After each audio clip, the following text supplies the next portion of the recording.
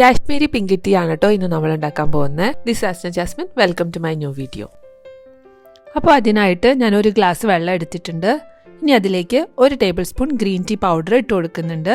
പിന്നെ നമുക്ക് വേണ്ടത് 2 കറുകപ്പട്ടയും 4 ഏലക്കയും 1 സ്റ്റാർ അനീസും കൂടി ഇട്ട് കൊടുക്കുന്നുണ്ട്. ഇനി ഇത് നന്നായി തിളപ്പിച്ചെടുക്കണം. ഗ്രീൻ ടീ പൗഡർ ഇല്ലാത്തവർ 3 ഗ്രീൻ ടീ പൗഡറിൻ്റെ ബാഗ് പൊട്ടിച്ചിട്ടാലും മതി. ഇനി നമുക്ക് നമ്മുടെ സീക്രട്ട് ഇൻഗ്രീഡിയൻ്റ് ആയ ബേക്കിംഗ് സോഡ ഇട്ട് കൊടുക്കാം. പിന്നെ ഒരല്പം ഉപ്പും കൂടി ചേർത്ത് കൊടുക്കാം. ശരിക്കും ഈ ബേക്കിംഗ് സോഡയാണ് കേട്ടോ ഇതിന് പിങ്ക് കളർ വരാൻ കാരണം.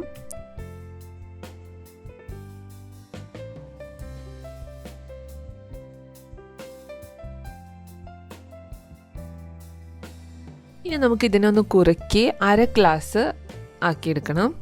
ഇതൊന്ന് ഇടയ്ക്ക് ഇളക്കി കൊടുക്കണം കേട്ടോ. അപ്പോൾ നമ്മുടെ ചായ ഡാർക്ക് ബ്രൗൺ കളറായി വന്നിട്ടുണ്ട്. ഇതൊരു 15 to 20 മിനിറ്റ്സ് എടുക്കും ഇതൊന്ന് കുറുകി വരാനായിട്ട്.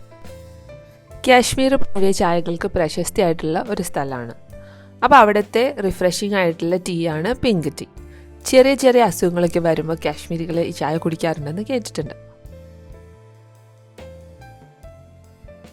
അപ്പോൾ ഈ കുറുകി വന്ന ചായ നമുക്കൊരു പാത്രത്തിലേക്ക് അരച്ചെടുക്കാം.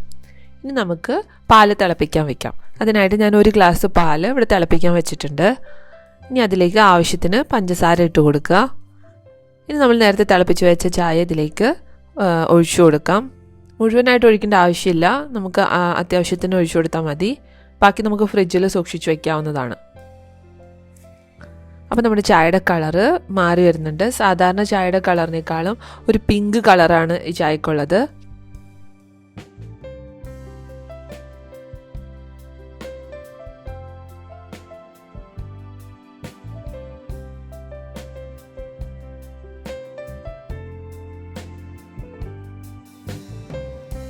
സാധാരണ നമ്മുടെ വീട്ടിലുള്ള ചേരുവകൾ തന്നെയാണ് ഈ കാശ്മീരി ചായ തയ്യാറാക്കാനും വേണ്ടത്. വ്യത്യസ്ത രുചിയിലും നിറത്തിലുമുള്ള ചായയാണ് കാശ്മീരി ചായ.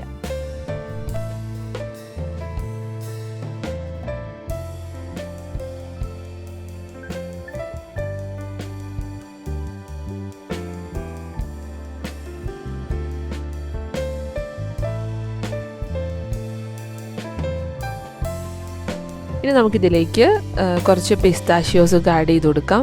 അപ്പോൾ നിങ്ങളെല്ലാവരും ഇതൊന്ന് ട്രൈ ചെയ്ത് നോക്കിയിട്ട് feedback അറിയിക്കണേ. See you with another video. Thanks for watching.